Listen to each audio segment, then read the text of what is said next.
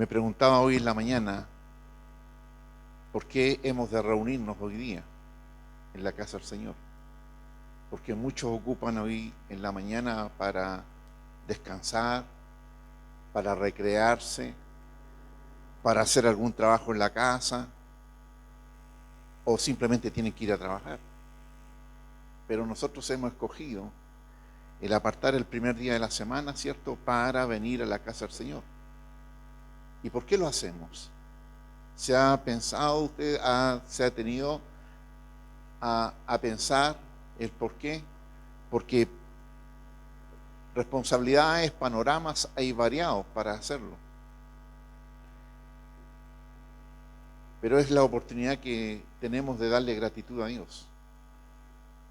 Tenemos la oportunidad de agradecer a Dios la significancia de Él en nuestras vidas y el significado que ha puesto en nuestras vidas. Y esta es una buena oportunidad para adorar al Señor, bendecir su nombre y también escuchar el consejo de su palabra. Consejo de su palabra que nos hace tan bien y que tanta falta hace a nuestra sociedad. Yo no sé hacia dónde vamos, en el sentido que dónde va a parar esto, el cómo se está manifestando, se está desarrollando nuestra sociedad diaria. Esto parece repetitivo, pero es tremendamente cansador el ver las noticias, el ver lo que está sucediendo. El mal es de continuo. ¿Y dónde estamos buscando las respuestas? ¿Cuáles son las respuestas que van a venir a cambiar lo que estamos viviendo? Y sabe que en un sentido uno dice, bueno, en mi reflexión, yo ya voy de salida de este mundo. La principal etapa quizás ya la viví, pero yo pienso en los jovencitos, en nuestra juventud, en los niños, en la sociedad que le estamos entregando como herencia. Y si no hay cambios profundos, el futuro no es bueno. El futuro no es bueno. Y esto no es que uno quiera andar con pesimismo ni nada, pero ahora uno anda de continuo pensando cómo no me expongo a una situación en que venga a ser vulnerados mis derechos, en que venga a ser vulnerado mi familia, pueda ser dañada. Y uno está pensando en eso. Y esto es porque ayer salimos con Daisy, con nuestros dos nietos, y a la hora de estacionarnos, Daisy me dijo, estacionémonos acá. Y yo dije, no, Daisy, estacionémonos adentro. Dijo, pero es que eso es más caro, prefiero pagar antes de encontrar una desgracia en el vehículo o a nosotros. Y mira el pensamiento, después yo quedé pensando en eso.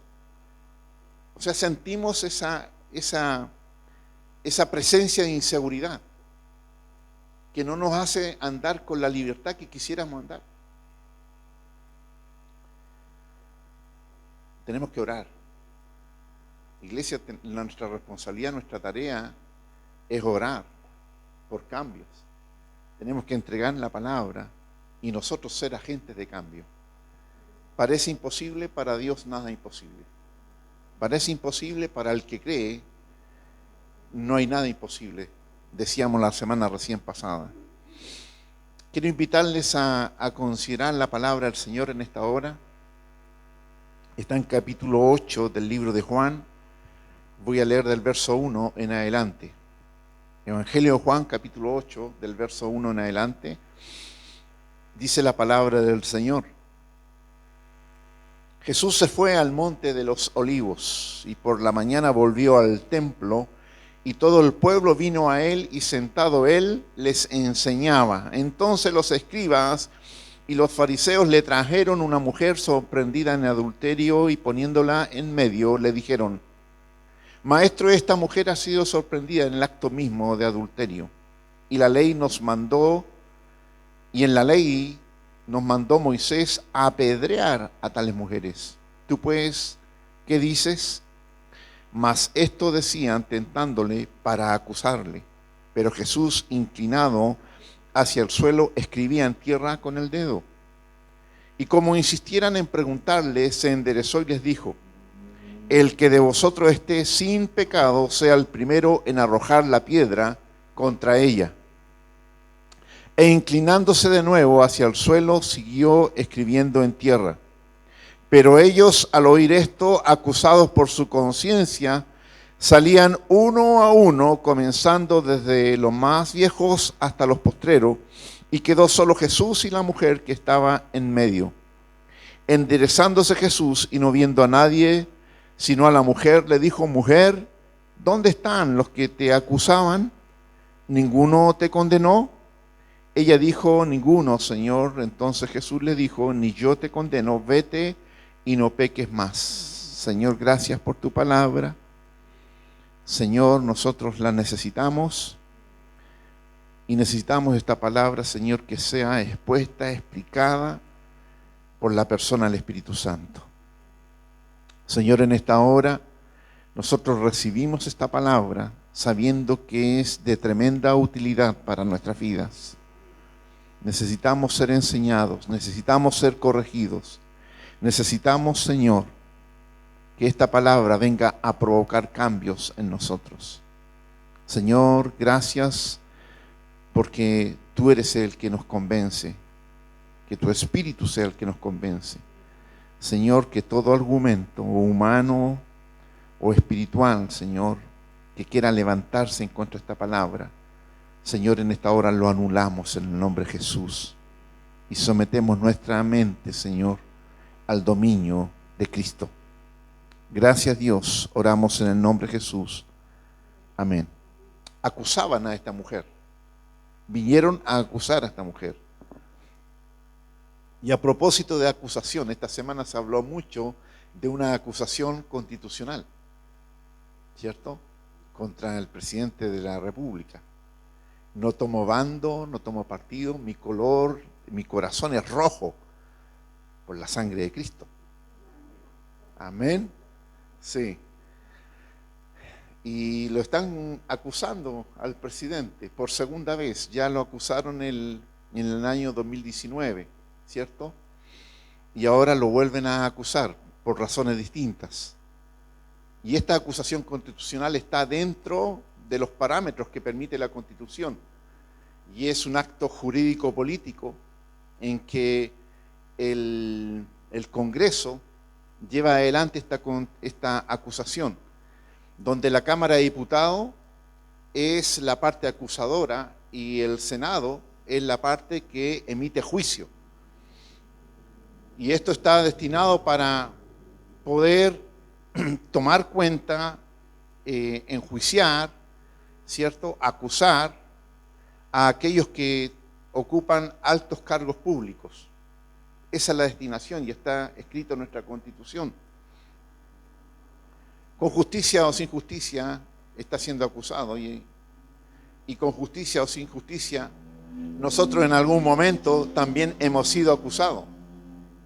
En algún momento se ha levantado un dedo acusador contra nosotros por alguna situación muy simple y sin consecuencia, o por una situación más grave y con consecuencias mayores. Pero en algún momento nosotros hemos sufrido de ser apuntados con un dedo acusador. Y en la palabra que nosotros estamos viendo en esta hora, me hacía reflexionar respecto a aquellos dedos acusadores que se levantan en esta hora para apuntar al presidente. A mitad de semana conversaba con una persona y esta persona estaba haciendo juicio con esto. Entonces yo le pregunté y le dije: de los que lo van a acusar ahí en el Senado, ¿cuántas de esas personas están libres de culpa para acusarlo? Y es algo que nosotros tenemos que considerar siempre cuando queremos emitir un juicio. Y esta persona dijo: sí, en realidad. Diríamos, muchos tenemos tejado de vidrio. Porque lo que le están acusando es de firmar contratos, ¿cierto? En lugares donde pueden hacer contratos que están bajo una condición anónima, y esos contratos les lleva a poder eludir impuestos en los lugares de origen. Eso es lo que conocemos nosotros en esos lugares donde se hace como los paraísos fiscales. Y yo preguntaba, ¿cuántos de nosotros, cuántas personas que se sienten que a veces el fisco o quien sea le mete las manos al bolsillo y le saca más de lo que quisieran, para esa cifra quisieran tal vez tener el método, la forma de poder eludir eso? Claro, nosotros encontramos en la palabra que el Señor nos dice, dar a César lo que es de César y a Dios lo que es de Dios. Pero en esto no encontramos tan solamente a políticos ni a empresarios, sino que también encontramos a figuras del deporte, a figuras de la canción, que viendo que hacen sus contratos, pero le sacan una cantidad de dinero importante. Hay lugares en que el impuesto que le sacan a la ganancia llega al 45%. Al 45%. O sea, tú trabajas y ganas 100 y te sacan 45. Eso te duele. Eso te duele. Pero bueno, no venimos a hablar de eso hoy día, sino que venimos a hablar de lo que lleva o conlleva el tema de poder actuar nosotros rectamente y en esa rectitud no ser capaces de estar levantando un dedo acusador a otros. Y eso no es sencillo. No es sencillo. Mateo capítulo 7 dice el Señor, no juzguéis para que no seáis juzgados, porque con el juicio con que juzgáis seréis juzgados, y con la medida que medís seréis medidos. ¿Y por qué miras la paja que está en el ojo de tu hermano y no echas de ver la viga que está en tu propio ojo? ¿O cómo dirás a tu hermano, déjame sacar la paja de tu ojo y aquí la viga en el ojo tuyo? Hipócrita, dice el Señor, saca primero la viga de tu propio ojo y entonces verás bien para sacar la paja del ojo de tu hermano. Entonces, cuando nosotros vemos estos versículos y otros versículos que el Señor nos entrega en su palabra, nosotros nos encontramos de que en el sentir del Señor, lejos está del que nosotros, o el permitirnos que nosotros nos levantemos para acusar a alguien, El pecado es problema de todos. Todos pecamos. No hay ninguno que no haya pecado. No sé si son las mascarillas o no, pero no se escucha nada por acá. La palabra del Señor, Romanos 3:23, dice, por cuanto todos pecaron y están destituidos de la gloria de Dios. O sea, no hay ninguno.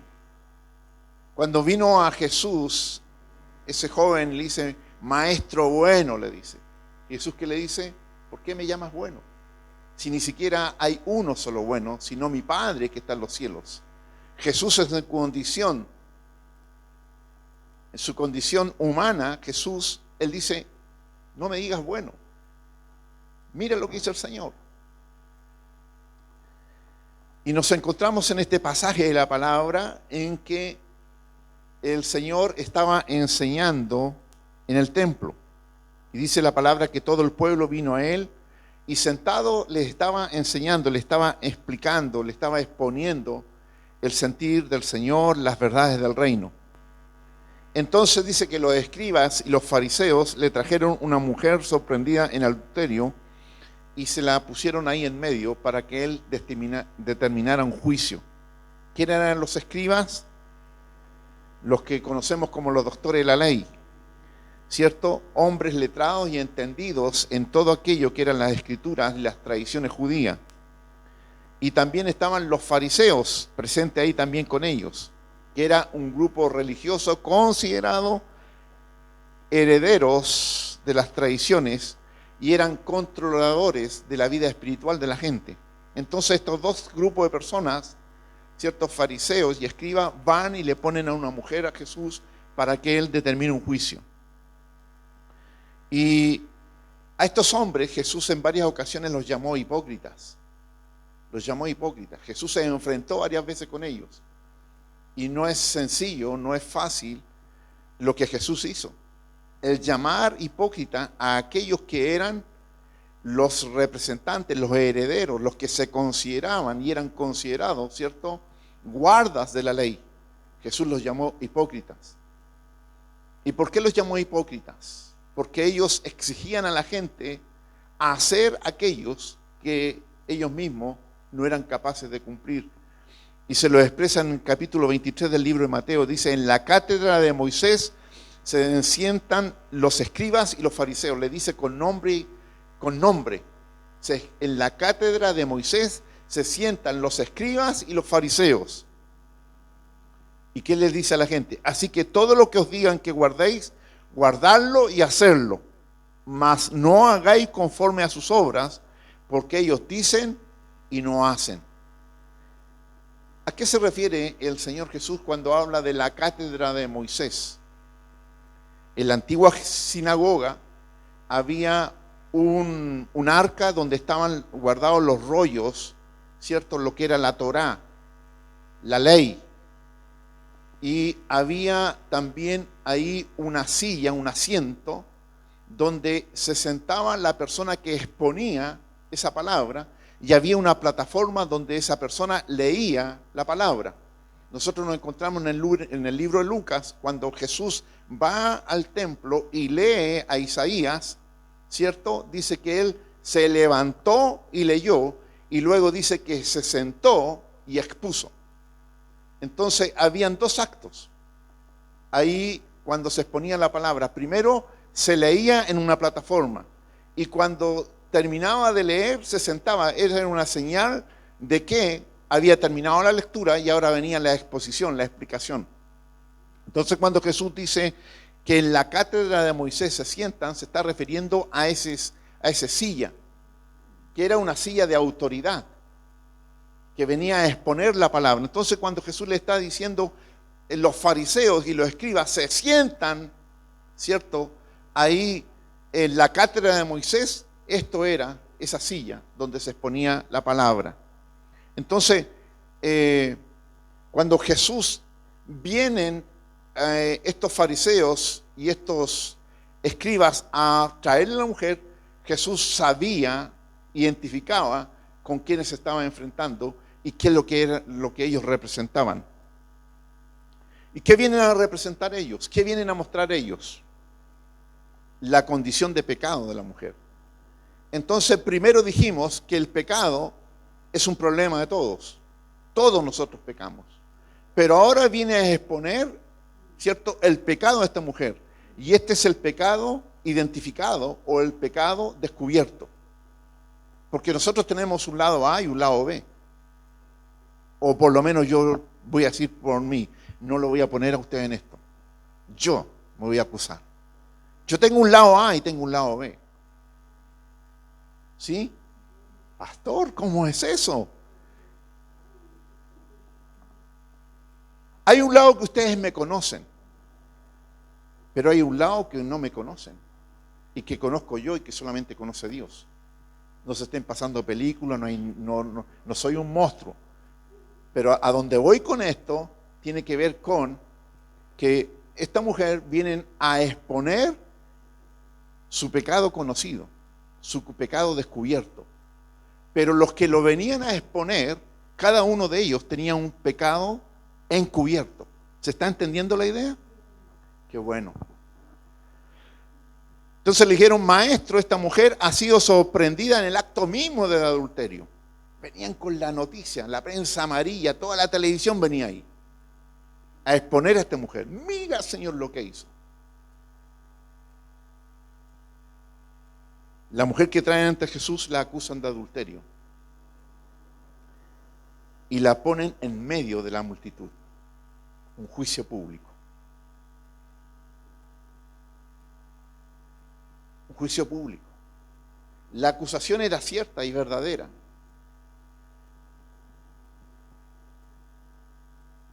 Aquí no se presenta una duda respecto a si era cierto o no. Era verdad lo que estaban haciendo. Pero la pregunta en la que varias veces he reflexionado es dónde estaba el hombre que también actuó en el adulterio. Porque para que haya adulterio, ¿cuánto necesitamos? ¿Seguro? Jesús dijo que si tú deseas en tu corazón, ya adulteraste. ¿Sí? Para adulterar, de acuerdo a la gracia del Señor, basta con uno. Pero acá habían dos. Acá habían dos. En el contexto de lo que estamos, habían dos. Habían dos, pero llevan a una. Y no vamos a hablar respecto a la sociedad judía, de que era tremendamente discriminatoria con la mujer. En la ley estaba explicado, estaba condenado y estaba enjuiciado el juicio para el hombre que también estaba encontrado en adulterio. Pero ¿dónde está el hombre? Levítico capítulo 20, verso 10 dice: si un hombre cometiere adulterio con la mujer de su prójimo, el adúltero y la adúltera indefectiblemente serán muertos. Esa era la ley. Esa era la ley.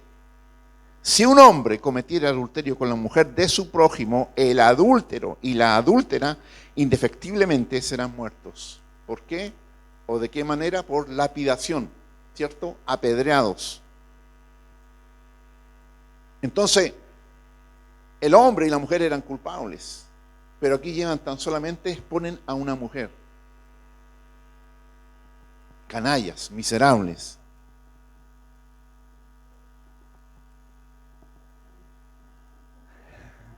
Muchas veces, hermano, y esto, el otro día, semanas atrás, junto a Daisy veíamos una película que habla del derecho a voto de la mujer en Inglaterra y cómo ellas logran alcanzar el derecho a voto y cuántas mujeres fueron golpeadas, maltratadas, muertas, apresadas por conseguir algo que ahora es tan normal y natural: el ir y votar, incluso hacer vocales.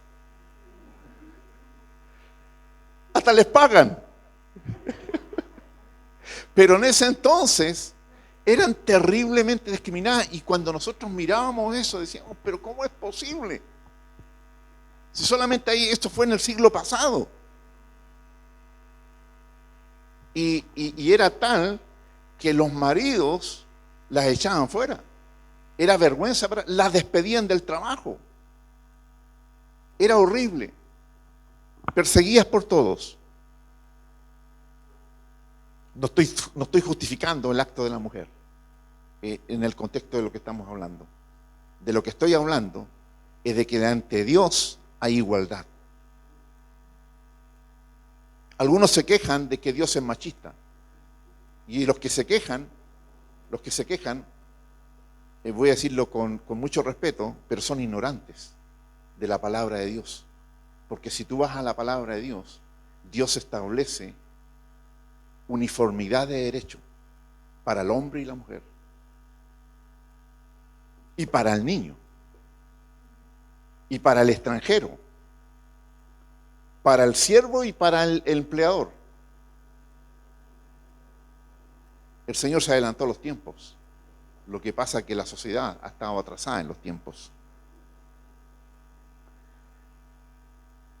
Y estos que llevan a la mujer le dicen, y en la ley nos mandó Moisés a apedrear a tales mujeres. Y le dicen a Jesús, ¿tú qué dices, Jesús? La ley de Moisés nos mandó a apedrear a tales mujeres. Bueno, de hecho, este pasaje nosotros lo vemos como como la acción de los escribas y los fariseos para entrampar al Señor Jesús, como muchas veces trataron de hacerlo. En el versículo que cité delante, respecto a dar a César lo que es de César y a Dios de lo que es de Dios, también era una trampa para Jesús. ¿Se recuerdan? ¿Es lícito que demos impuestos? ¿Que paguemos tributo, le dicen? ¿Que paguemos tributo? Y si Jesús decía que sí, ¿cierto? Se interpretaba como que estaba en favor del Imperio Romano. Y si decía que no, era interpretado de que estaba en contra del Imperio Romano. ¿Y qué hace Jesús? Toma la moneda y dice, ¿qué hay en esta moneda? ¿Y qué es lo que había en la moneda? Estaba la imagen del César. Entonces dicen, denle al César lo que es del César y a Dios lo que es de Dios. Qué inteligente el Señor. Capo el Señor. Y aquí lo mismo. Le traen, ¿cierto?, a la mujer.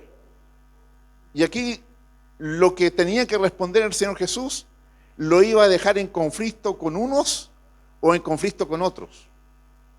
Porque había una ley. Y Jesús, ¿qué dijo? Yo no he venido a abrogar la ley, sino que a cumplirla. Y es más, a perfeccionarla. Porque nosotros tenemos lo que conocemos, el periodo de la ley, y conocemos el periodo de la gracia, lo que estamos viviendo ahora, ¿cierto? Luego vendrá el periodo del juicio. Ese es otro cuento. Es otra historia, para otra ocasión.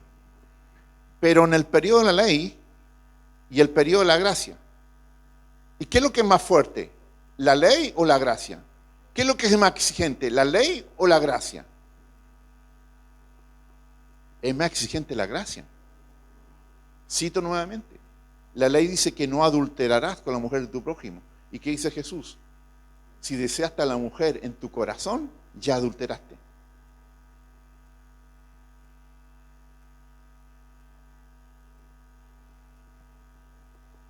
Y la ley nos mandó, en la ley nos mandó Moisés a apedrear a tales mujeres.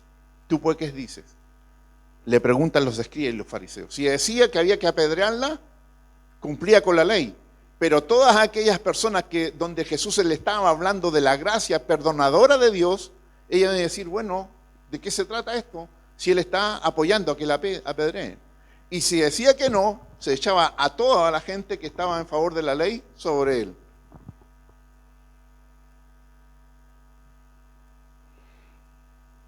Era el plan de los fariseos, era el plan de los escribas de hacer caer a Jesús. Si Jesús ignoraba la ley, perdía su credibilidad. Y el propio sustento de la palabra le quitaba la plataforma de lo que él era. Porque él, ¿qué dice? Que ahora se cumplió la palabra, él dice. Siempre Jesús citó la palabra. Ahora se ha cumplido la palabra. Cuando él se para a exponer quién era él. El reino de Dios ha venido. Se ha cumplido la palabra. No penséis que he venido a abrogar la ley o a los profetas. No he venido para abrogar, sino para cumplir, dice el Señor. Marcos 2:17. Al oír esto Jesús le dijo, los sanos no tienen necesidad de médico, sino los enfermos. No he venido a llamar a justos, sino a pecadores. Si tú pones estos dos versículos, son dos versos que podrían oponerse entre sí, entre la ley y la gracia. Pero ¿qué es lo que está haciendo Jesús? La ley y la gracia la presenta, ambas venían de Dios, pero para tiempos distintos. Verso 6, mas esto decían tentándole para poder acusarlo, pero Jesús, inclinado hacia el suelo, escribía en tierra con el dedo. Jesús algo estaba escribiendo, Jesús estaba pensando ahí. Pero ahí a Jesús le estaban presentando, ¿cierto?, a una mujer sorprendida en el acto mismo del adulterio. Ya dijimos, el pecado expuesto, el pecado descubierto. Pero ahora Jesús comienza a hablarle y los introduce en lo que es la conciencia de cada uno respecto al pecado no conocido, al pecado no revelado, a la culpabilidad del hombre, ¿cierto? Que es la misma para aquel que ha sido descubierto y para aquel que no ha sido descubierto. ¿Me están siguiendo en esto? Dice, verso 7, y como insistieran en preguntarle, se enderezó y les dijo, el que de vosotros esté sin pecado, sea el primero en arrojar la piedra contra ella. Cuando esta gente fue a exponer a esta mujer, nunca se imaginaron, por la mente de ellos no se pasó la idea de que Jesús les iba a responder de esta forma. La contrapregunta. ¿Te has encontrado con personas que son expertas en eso? Yo me he encontrado con personas. Había un maestro de la palabra del Señor, que yo era jovencito y este hombre exponía la palabra. Partió en la presencia del Señor. Era capo en la palabra. Y este hombre finalmente te daba temor preguntar algo. Porque tenía un dominio de la palabra, pero tenía un dominio de la palabra en lo que tiene que ver, digo yo, lo que dice el Señor entre líneas. Porque hay algo que está escrito en la palabra, ¿cierto? ¿Cierto? Y hay algo que está entre líneas de la palabra. Y cuando tú comienzas a leer la palabra y comienza a ser revelado lo que está entre líneas, digo yo, tú comienzas a crecer en esto. Y este hombre tenía esta característica. Tú preguntabas algo y él te contestaba de una manera que te exponía en tu pensamiento, en tu ignorancia y en tu necesidad. Entonces tú decías, ¿pregunto o no pregunto? Tuve un profesor que yo siempre me acuerdo de él, un profesor de lenguaje, cuando estudiaba en el liceo. Y este hombre era imponente porque era grande, macizo, y tenía una voz profunda que venía así como de lo más profundo de la tierra, así. Y él, cuando él hablaba como cuando entraba a la sala, era una autoridad que entraba. De repente entraba el profesor de química y todos seguían haciendo lo que sea. Entraba la profesora de matemática y todos hacían lo que sea. Pero entraba el profesor de lenguaje y todos nosotros queríamos. Y él tenía una expresión. Evidentemente. Entonces tú cuando preguntabas algo y él te decía, evidentemente. Y esa expresión, evidentemente, tú decías, preguntaste una lesera. Entonces, ¿qué es lo que perseguía él? Que cuando tú hicieras una pregunta, fuera una pregunta meditada, reflexionada, una pregunta en que tú usaste tu materia gris antes de ir y pedir que te dieran respuesta. Y ese es un buen ejercicio, porque a veces vamos por el camino fácil y queremos que nos den la respuesta.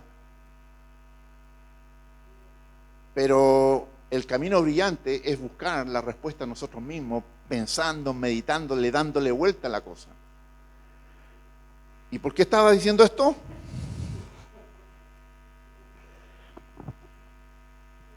Ellos no se imaginaron que Jesús le iba a dar esa respuesta.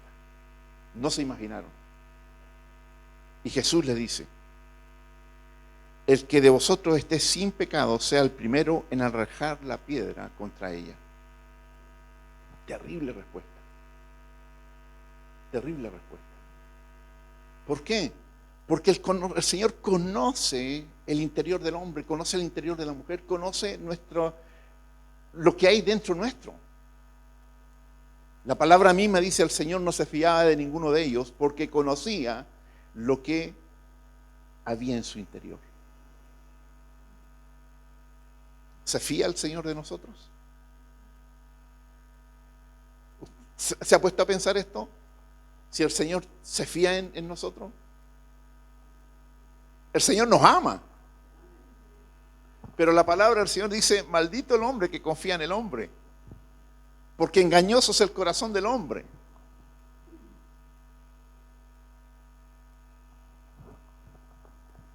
El Señor ha puesto fichas para nosotros, pero Él conoce que nosotros nos podemos equivocar. Él sabe que nosotros nos equivocamos, pero aún así nos ama y aún así nos ha escogido.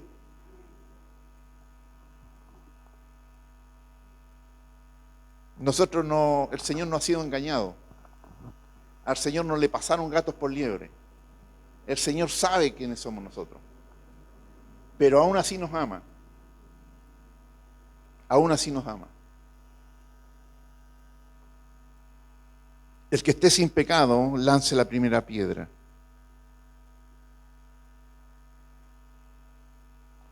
Esta palabra podría interpretarse como una forma de excusar el pecado. Y en el contexto de esto, y en el contexto de la palabra en general, es muy por el contrario. Es más exigente aún. Porque lo que está diciendo, el que esté libre de pecado, lance la primera piedra. ¿Qué está diciendo el Señor Jesús? No está excusando el pecado, sino que está diciendo, todos son pecadores. Todos son pecadores. E inclinándose de nuevo hacia el suelo, siguió escribiendo en tierra. Tiró la pregunta, ¿cierto? Pregunta-respuesta para lo que le preguntaron, y el Señor siguió ahí esperando una respuesta de los demás. Silencio completo. Pero ellos, al oír esto, acusados, ¿por qué? Por su conciencia, salían uno a uno, comenzando desde los más viejos hasta los postreros, y quedó solo Jesús y la mujer que estaba en medio. Todos, hasta los más jovencitos y los más viejos, todos quedaron expuestos. ¿Qué se puso ahí?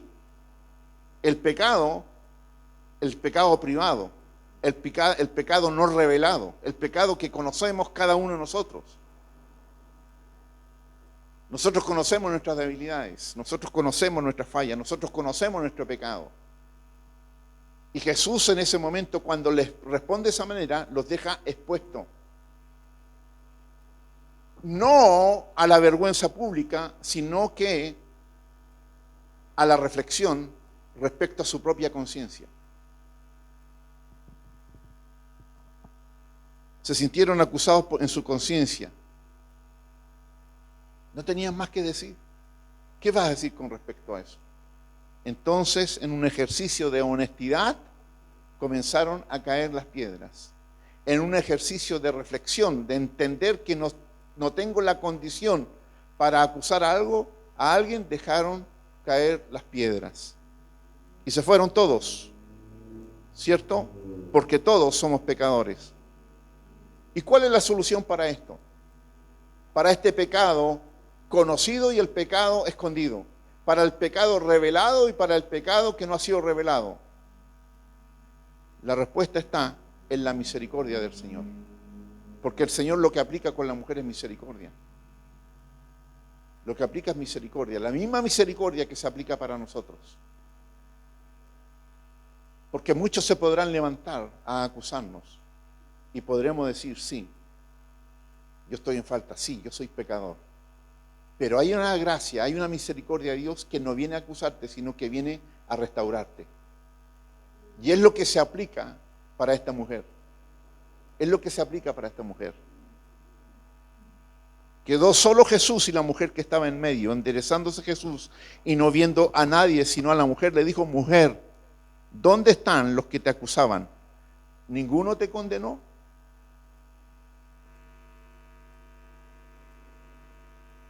Yo me pongo en el lugar de la mujer.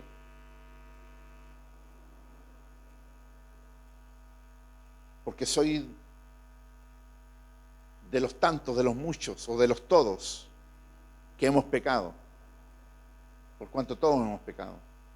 Pero esa gracia de Dios nos ha alcanzado. Esa gracia de Dios me ha alcanzado. Y cuando veo a esta mujer que ahora está sola ahí con el maestro, me veo yo solo con el maestro. Me veo solo con el Señor. Me veo solo con Jesús ahí en la cruz. Que Él fue el que subió a la cruz por mí. ¿Qué ha de interesarme a mí los demás? Sí me interesa. Pero en la primera reflexión estoy yo frente al Señor. En la responsabilidad y en el conocimiento de que el Señor me ha otorgado perdón, gracia y misericordia. Y ese perdón, gracia y misericordia es una invitación a que yo pueda también aplicar esa gracia, perdón y misericordia para los que están en la misma condición mía. Es lo que el Señor nos está enseñando en esta palabra, ¿cierto? Respecto a esta mujer. Ella dijo, ninguno, Señor. Entonces Jesús le dijo, ni yo te condeno, vete y no peques más.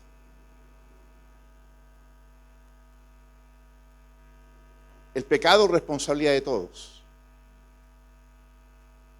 El pecado, está el pecado conocido, el expuesto, y está el pecado privado, el no conocido. La solución para el pecado es la gracia de Dios, la misericordia de Dios.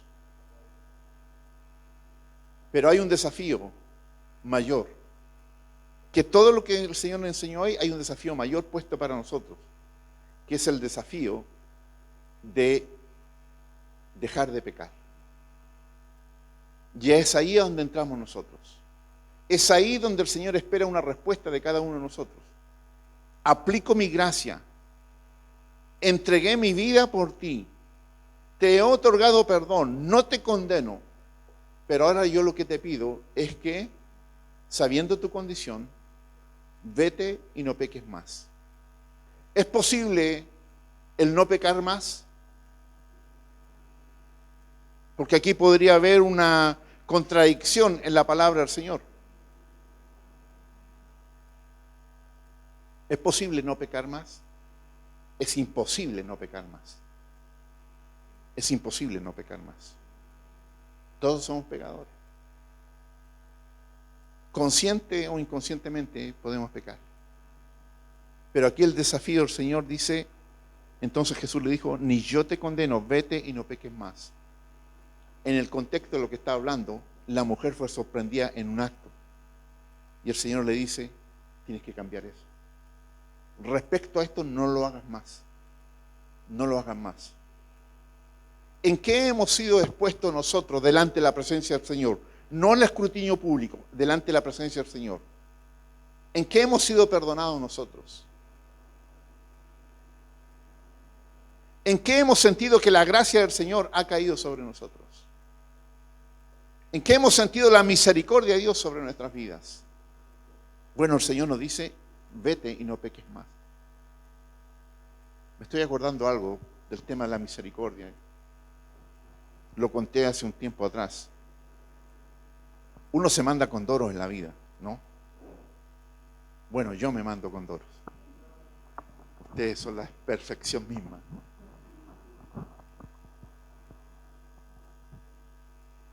Me he mandado cosas. De jovencito me mandé una que no se me olvidó nunca más, nunca más. Desobedecí, transgredí, mentí, hice un montaje para cubrir mi mentira, ocupé otra gente para cubrir esa mentira y fui descubierto. Y la condena era, o sea, todos los azotes que podían haberme llegado estaban bien merecidos. Porque expuse a mi padre a una vergüenza terrible. Yo me quedaba jugando a la pelota en el colegio siempre. Y mi padre me decía, no juegues, porque en ese entonces no era como ir a comprar zapatos y tenemos zapatos. No, el zapato había que cuidarlo. Y yo era pichanguero. Y jugando a la pelota, yo perdí el vestón, el blazer, el pastó, el paletón. Me lo robaron. Lo dejé ahí a la orilla de la cancha y me lo robaron. Cuando fui a ponerme no estaba. ¿Y cómo llegaba a la casa sin uniforme? En ese entonces se usaba el uniforme. Ahora, si tú vas en camisa no hay problema. Se usaba el uniforme. Y llego a la casa sin uniforme, sin la chaqueta. ¿Y cómo llego a la casa? El compañero de pichanga me acompañó, el chico Allende. Allende más encima. Mentiroso. No, eso no, bórrenlo, por favor. Y vamos a Allende y en el camino hablábamos y expusimos. Y cuando llegó a casa, el chico Allende tomó la palabra. Tenía el don de la palabra el chico Allende. Le dijo a mi mamá, señora, le dijo, nosotros estábamos junto a Vallejos, estábamos haciendo el aseo porque nos correspondió hacer el aseo. Y mientras estábamos en eso, le robaron la chaqueta. Y mi mamá dijo, pero ¿cómo? No, hice el escándalo mi mamá. Y se fue el chico Allende. Y yo me quedé ahí. Cuando siento en la noche que llega mi papá del trabajo y mi mamá empieza a contar el cuento. Terrible, yo no tenía al chico Allende al lado ahora.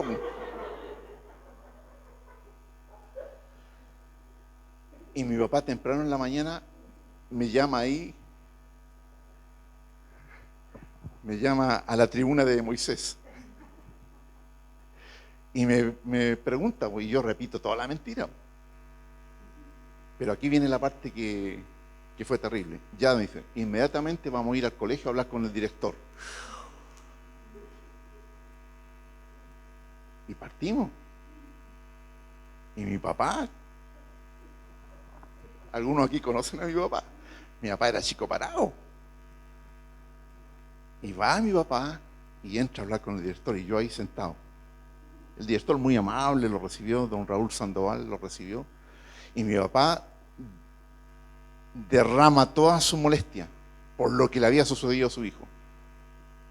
Y el director, y no, yo en la silla me estaba hundiendo, hermano. Entonces el director me dice, pero si él se queda jugando todas las tardes a la pelota, a él no le ha tocado, no, dijo, si aquí él no hace aseo. Y mi papá me pega una mirada. Yo habría preferido 1000 azotes ante la mirada que me dio mi papá. No sé si a usted le ocurrió o no. Y mi papá después de ahí se iba al trabajo y yo me quedaba en el colegio. Entonces mi papá me dice, cuando lleguemos a la casa vamos a hablar. Wow. Fue terrible. Fue terrible, la tarde más larga de mi vida. Yo no quería llegar a la casa. El chico Allende no quiso acompañarme tampoco. Me abandonó, le dijo, no, aquí no.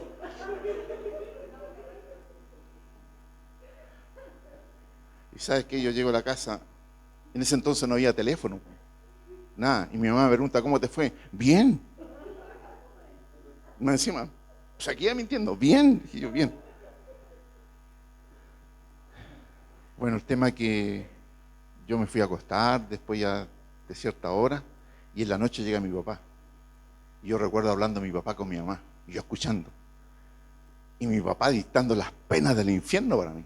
De verdad te digo, las penas del infierno.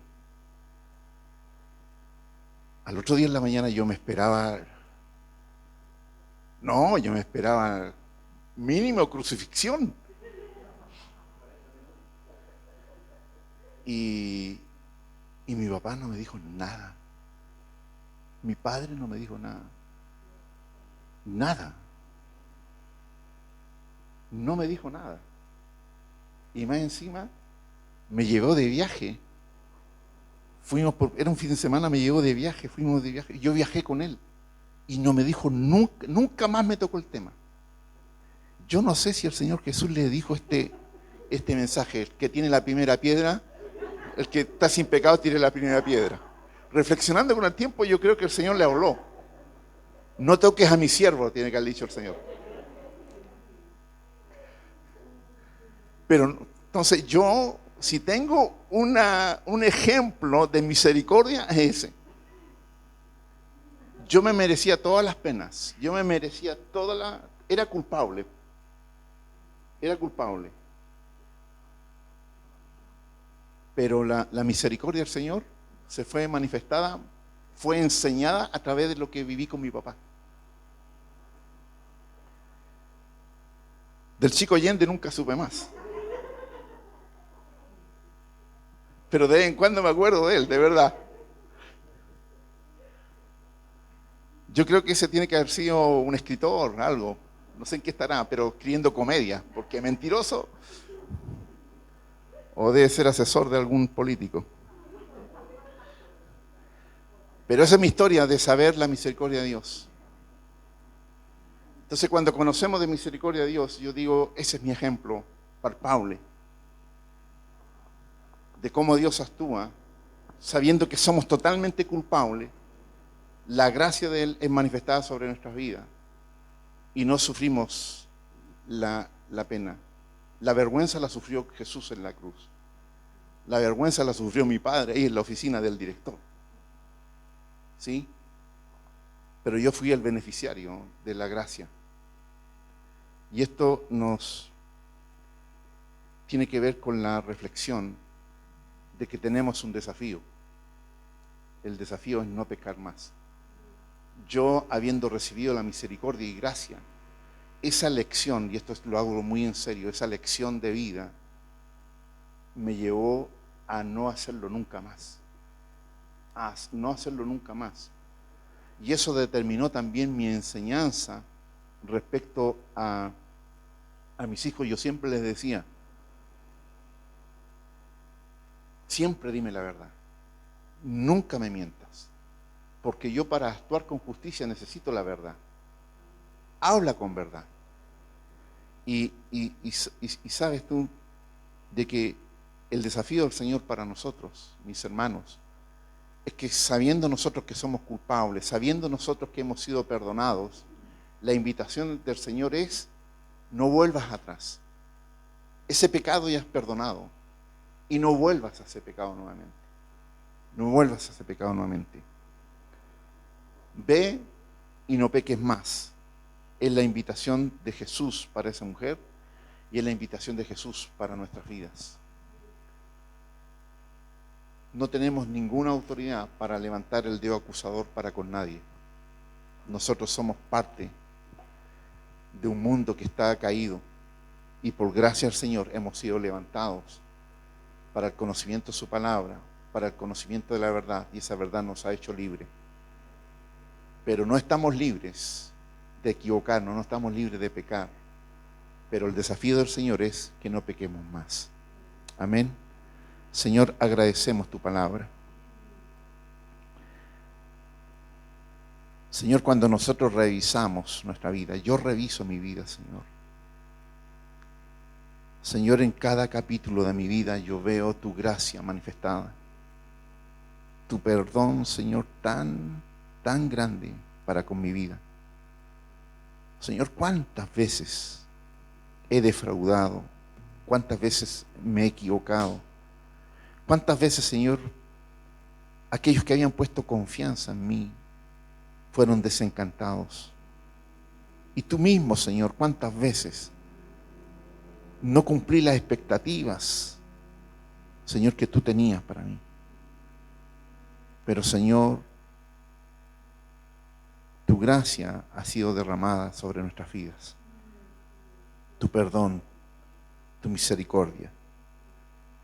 Pero, Señor, lo que me queda marcado profundamente es que tú nos dices: ni yo te condeno, vete y no peques más. Señor, gracias por la oportunidad que tú nos das. Nuevas son cada día, Señor, tus misericordias.